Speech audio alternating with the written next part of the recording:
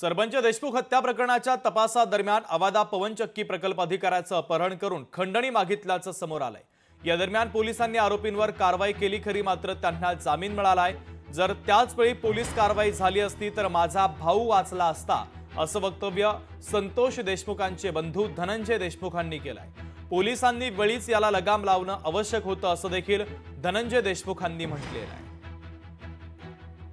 ज्या ती त्यावेळेस जर ह्या सगळ्या कारवाया प्रॉपर झाल्या असत्या किंवा आता इथून पुढे तरी व्हायला पाहिजेत, लगेचच्या लगे त्याची शहानिशा करून लगेच त्याची हे झालं पाहिजे। त्याची जे कायद्याच्या कचाट्यात त्याला ज्यावेळेस कळल की हे चुकीच्या गोष्टी केल्यानंतर त्याच्यात गुन्हेगारी कसं म्हणजे उत्तर दिलं जातं आहे प्रशासनाकडून, पोलीस यंत्रणेकडून, तर तो आणि त्याचाच एक भाग आहे की त्यांनी जे अपहरण केलं होतं त्याला काय शिक्षा झाली, त्याने पुढं काय केलं, म्हणजे हे पण महत्त्वाचं आहे बघणं आपलं, की म्हणजे त्याला शिक्षा जी झालेली आहे ती कशा प्रकारे झाली आहे, काय जे आहे त्यावेळेस चांगल्या योग्य पद्धतीनं गुन्हेगाराला शिक्षा झाल्या तर पुढच्या घटना शक्यतो होणार नाही।